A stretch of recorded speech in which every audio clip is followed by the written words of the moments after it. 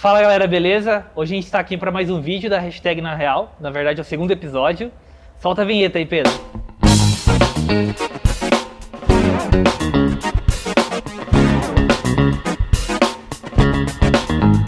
Bom galera, eu sou o Wellington Santana, co-founder CTO da EasyDevs, uma das empresas fundadoras da Conk, né? E hoje a gente está aqui hoje a gente vai falar um pouco sobre as empresas, né, o fundamento das empresas, tanto da EasyDevs, também da Firework, né, com o Polito. E aí galera, meu nome é Daniel Polito, eu sou sócio fundador da Firework, uma das empresas também que compõem aí a Conk. Como que surgiu a ideia, né, o nome para se dar EasyDevs e Firework? Por quê? Tá. Bom, acho que eu posso começar? Pode. Beleza. Opa. Bom, quando eu fui chamado para fazer parte da Easy, né, eu, por incrível que pareça, trabalhava na Firework e tinha vindo, antes da Firework, eu trabalhava na MSTech. Quando eu fui convidado, o nome EasyDevs já tinha. Na época, estava muito famoso aquelas questões, tipo, era Easy Taxi, Easy alguma coisa. A gente tinha, o primeiro cliente da EasyDevs, ele era um cliente que o grupo, assim, né, ele se dava o nome de Easy Life, seria Vida Fácil, que era um projeto para a área de educação. Então eles tinham bastante ideias de produtos para entrar na área de educação, contribuir com a área de educação. Na época a gente começou como um freela mesmo, a gente começou como um freela com esse cliente. E aí foi caminhando, esse cliente foi pedindo mais demanda. E aí na hora que, já tinham 3 pessoas trabalhando nesse projeto, que é o Gabriel, o Júnior e o Ítalo, que são os outros 3 sócios da EasyDevs. E aí a demanda começou a aumentar, eles me convidaram. E aí eu atuava ainda na Firework, fazia os freelas ali depois do período. E aí até que o cliente começou a demandar e apareceu mais um cliente de freela. Aí a gente pensou, acho que dá pra gente tentar iniciar alguma coisa aqui, né? E aí foi que a gente começou a planejar, tipo, o primeiro a sair vai sair, tipo, isso era, vamos supor, era em setembro. Era setembro, e falou, o primeiro a sair, ficar full time, vai ser lá pra dezembro ou ano que vem. E o planejamento de todo mundo sair era um ano depois. Deu 3 semanas, eu fui lá falar com o Polito, eu lembro na época, eu fui falar com o Polito, falei, cara, eu tô saindo, vou montar a empresa e tal. O Polito super apoiou, desde o começo, assim, da Fire, né, tipo, ele sempre apoiou essas ideias, assim, e foi bem massa, assim, e não até por isso que até hoje a gente troca muita ideia, troca muita experiência, e hoje a gente tá aqui na Conk, né. Essa foi basicamente, assim, o início ali da Easy ali. E, assim, eu não participei dessa ideia, foi mais os outros 3 meninos, mas tá, assim, muita gente ainda tem uma dificuldade, às vezes, pra falar o EasyDevs, quem não é da desenvolvimento, às vezes fala Easy Clubs, Easy Apps, mas a gente tá conseguindo aí colocar o nome aí, bem legal. Legal que eu acompanhei esse início também, que eu achei bem bacana, que quando ele trabalhava lá na Firework ainda, você pedia algumas informações, pedia umas ajudas também, quando Sim. você trabalhava como freela ainda, né? Sim. E aí quando você tomou a decisão, que foi muito legal de ver isso acontecer. Porque eu acho que assim, desde o começo, quando entrei na Fire, né, e tudo mais, a gente sempre tive essa questão, vamos, que nem a Fire tem uma coisa muito forte, que é a questão do open source, né, contribuir com projetos open source, é uma coisa que a gente gostava bastante, e assim, o que eu aprendi tanto na MSTech como na Fire, eu aplico bastante hoje em dia, assim, na EasyDevs, assim, uma cultura bem legal que a gente trouxe pra Easy, assim, então acho bem massa, assim, tipo, que, tipo, em nenhum momento eu falo assim, beleza, tchau, e pronto, acabou. Não, é uma coisa que até hoje a gente troca ideia, né? Então, às vezes eu tenho uma dúvida ou outra, eu vou lá no Polito, troco ideia. É bem massa isso, assim. E hoje a gente aprende com vocês também, né? Essa troca é muito legal, né? Que um ajuda o outro e tal. Sim. E aqui também, agora a gente tá com mais empresas aqui também, que um vai trocando, assim. E essa cultura de trocar informação e parar de sofrer, né? Se o outro já sofreu com alguma coisa, você já vai lá e pergunta ali, e já vai aprendendo antes de ter problema, né? Sim, exatamente. Isso é bem legal, cara. E é uma coisa que a gente quer muito pra Conk, né? Exatamente. Trazer cada vez mais isso, né? Desenvolver. Comunidade, né? Exato. É se ajudar, né? Com certeza. E por que Firework, Polito? Então, Firework, na verdade, o nome Firework, ela é um mito. Acho que ninguém sabe a real origem do nome. Porque acho que tem 2 ou 3 histórias, não sei se eu lembro todas, né? Porque uma das histórias é que tem a música da Katy Perry, né? Aquela... Então muita gente fala que é isso, né? Eu também às vezes eu falo que é isso, porque assim, cada vez que a pessoa pergunta, eu conto uma história diferente. Então acho que ninguém sabe ainda o real motivo, né? Aí eu tenho uma banda que eu gosto muito que chama Angra, que um álbum deles se chama Firework, então essa é uma história que é bem plausível, aí bastante gente acredita bastante nela. E aí no começo, uma das conversas também, uma das origens do nome é porque Firework na verdade é fogo de artifício em inglês, né? Só que o brasileiro muitas vezes traduz como trabalho de fogo. Então eu achei engraçado esses dois significados que pode ser essa palavra, né? Que na verdade a palavra certa é fogo de artifício, porém se você traduzir errado também pode ser trabalho de fogo, ali, um trabalho quente. Legal, Então tem essas histórias, não tô lembrando de mais nenhuma no momento, mas tem essas 3 origens aí. Bacana. E como que tudo começou, né? Como vocês falaram, vamos montar uma empresa que vai dar bom. Então, na verdade, o Firework começou num acaso e hoje, se existisse a Conk ou Coworking na época da Firework, provavelmente ela nem existiria, né? Porque lá atrás, né, 7, 8 anos atrás, eu fui palestrar em São Paulo num evento, né? Eu tenho base técnica, né? Eu sou desenvolvedor, né? Então eu fui palestrar lá no PHP Conference, que na época era um evento bem grande de PHP. E tinha uma pessoa procurando desenvolvedor para trabalhar remoto mesmo, né? Então ele fez um stand lá e tal, e ele assistiu minha palestra, acabei conhecendo ele, e ele me contratou para trabalhar remoto, né? E aí eu saí da empresa que eu estava trabalhando e trabalhei remoto mesmo, só eu mesmo, não tinha empresa, não tinha nada, né? Pessoa física. Bem lá atrás, tipo, há 7 anos atrás, esse negócio de remoto, assim, de outsourcing, assim, era uma coisa que não era muito difundida, né? E aí eu trabalhei em casa, né, e odiei, assim, de todas as formas, assim, trabalhar remoto, sozinho em casa, assim, eu odiei, assim, de uma forma, assim, absurda. Então, assim, pela minha insatisfação de trabalhar remoto sozinho, na época eu não tinha nenhum coworking em Bauru também, então, tipo, minha necessidade de conviver com mais pessoas, eu falei, cara, tá vindo uma grana muito bacana lá de fora, vou aproveitar para usar essa grana para começar uma empresa. E foi assim que eu comecei a contratar alguns estagiários, treinar, e aí comecei a fechar os outros projetos, né? E esse primeiro cliente aí que eu fechei lá, que é dos Estados Unidos, né? Uma startup lá dos Estados Unidos, a gente tem contrato com eles até hoje, né? Então, assim, é a primeira conta e a conta ainda existe. Legal. E a gente está fazendo outro projeto com eles ainda, né? Então, esse foi o início da Firework. Como que foram os perrengues aí do começo? Bom, acho que o primeiro perrengue nosso, assim, da Easy, né? Foi que até esse primeiro cliente que a gente conversou, a gente trabalhou pra caramba ali, acabou fechando um pacote. Eles testaram tudo, falaram, beleza, vamos colocar pra produção, que é pro time de vendas começar a vender. Falei, beleza, né? Eu lá no final de semana, não tinha tanto conhecimento da área de DevOps, de subir coisas, mas eu li o tutorial lá, falei, parece ser simples, beleza, vamos subir.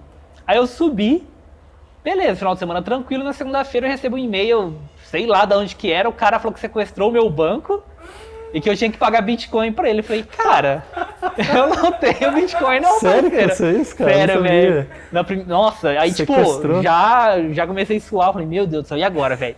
Aí eu lembrei e falei, putz, mas coloquei em produção agora no final de semana, ninguém usou, tá ligado? Então ele tá sequestrando o quê? Ele não tem nem dado dentro daquele banco. Aí eu falei, beleza, eu li, aí eu comecei a me aprofundar mais, estudar mais, né? Eu perdi um tempo, a gente conversou com um cliente, eu perdi um tempo ali a mais. E aí a gente encontrou vários tutoriais, vários artigos. Eu lembro que na época eu até pedi ajuda pro Carlão, para ele dar algumas dicas de segurança, do que configurar. E aí ele me passou várias coisas ali, e aí eu fiquei lá a semana inteira, conseguimos configurar a máquina. E tipo, cara, e a máquina ficou, assim, hoje esse projeto não está mais com a gente, mas depois de 1 ano e meio a máquina ainda tava lá de pé, assim, sabe? Tipo, não era uma infra muito parruda e tudo mais, até o momento que a gente não atuava mais no projeto. Não sei como tá hoje, mas assim, aguentou ali por um bom tempo, e aí, tipo, a gente aprendeu, assim, foi um aprendizado muito bom, assim, sabe? Porque foi falei, meu Deus do céu, se tivesse dado de cliente aqui, eu tava na roça. Então eu, tipo, já aprendi várias coisas ali, como fazer, configurar corretamente um backup, práticas de segurança, e várias outras coisas. E aí, tipo, depois disso a gente não teve mais esse problema, né, claro. Teve outros, mas esse problema a gente não teve mais. Isso foi uma coisa que aconteceu que eu falei, vixi, foi tenso, assim. Como vocês validaram a empresa, né? Eu acho que nesse caso, acho que é parecido com nós dois, porque a gente meio que já tinha o cliente antes de abrir a empresa, né? Então, assim, não foi uma coisa de, tipo, arrisca, né? Porque já tinha que mais ou menos uma coisa acontecendo ali, né?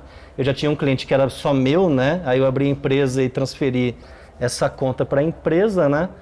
E aí as coisas foram acontecendo aos poucos, né? Fui fechando novos projetos, contratando mais pessoas. E aí eu acho que depois de 1 ano ou 2 a empresa começou a ter um pouquinho mais de lucro, digamos, folga assim, para conseguir investir mais, contratar mais pessoas e tal. Então a minha construção ela foi aos pouquinhos, assim, não teve nada muito arriscado. A que no seu gente caso- também é bem parecido, assim. Que a gente, no caso ali, a gente teve um primeiro cliente, teve o segundo, o terceiro, e fomos contratando pessoas, né? E foi caminhando, assim, até o momento que a gente está hoje, assim. Hoje, como que vocês testam os produtos, os serviços de vocês? Eu acho que assim, todo projeto, todo serviço, assim, cada cliente ele tem os seus processos ali, né? A gente tem os nossos processos que a gente acaba seguindo, né? A nossa forma de trabalhar, seguindo metodologias ágeis, assim, a gente segue uma variação do Scrum e tal. Mas alguns clientes eles já vêm com algumas ideias, não, eu quero assim, eu quero assado, né? Então acho que a gente sempre tem um contato muito próximo dos nossos clientes, né? Onde a gente tem esse feedback, essa conversa e a gente está sempre evoluindo o processo. Então, a gente tem essa validação de se está indo legal e tal, a gente vai conversando de forma recorrente com nossos clientes para a gente entender, tá legal as entregas, é isso daí, a gente está validando, né? Metodologia ágil, você tem os sprints, né? Que toda semana ali você está meio que revisando se aquilo que você fez tá chegando no objetivo onde você quer. E aí a gente vai entendendo, porque às vezes alguns clientes já têm algum processo mais elaborado e a gente tem que acabar seguindo de uma forma mais se adaptar aos processos daquele cliente, e às vezes a gente acaba se inspirando nos processos de algum cliente, assim, a gente vai melhorando, vai evoluindo, né? No caso da ISO também é bem parecido, assim, a gente tem algumas métricas que a gente vai colhendo ali, né, mas assim, avaliando, aí dá um problema, a gente vê como que a gente pode solucionar aquele problema, aí tenta resolver ali com o cliente, a gente fala muito da questão do alinhamento de expectativas, né? Que tipo, que a gente acredita muito que assim, que o software, né? A entrega de um projeto, né? Ele é muito mais assim uma conversa, um alinhamento de expectativas, troca de ideia para ver o que o cara realmente espera, porque construir software não é uma coisa fácil, né? Que nem eu tenho uma coisa na minha cabeça, aí eu passo pro Polito, o Polito vai passar pro outro dev, que o outro vai passar pro outro dev. Então, tipo, até chegar lá, cara, vai ter assim as quebras, né? Então a gente fala muito dessa questão, tipo, de alinhamento de expectativa, muita troca de conversa com o cliente e um trabalho em conjunto para entregar um resultado, né? A gente fala muito disso, assim.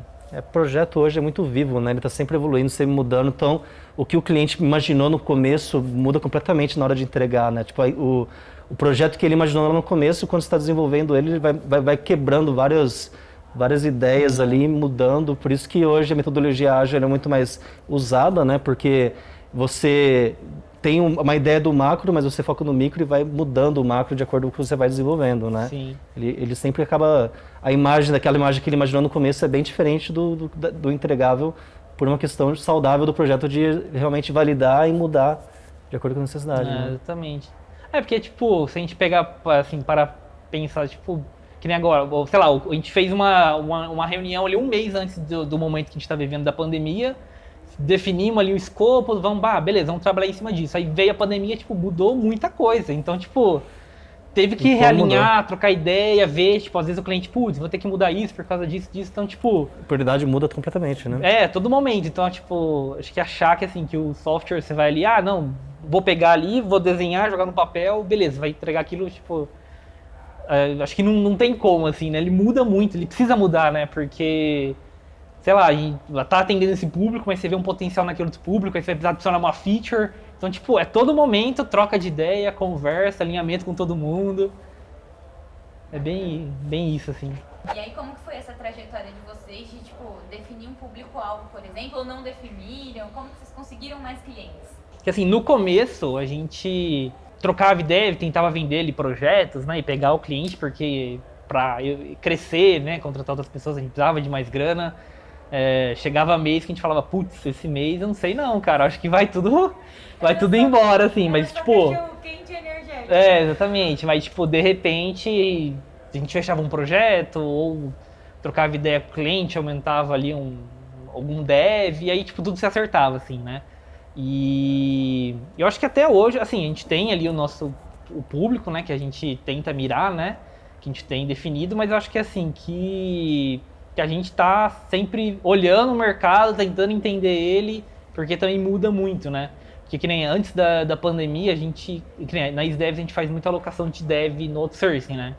E aí a gente pegava, contratava o cara e colocava lá dentro do cliente, né?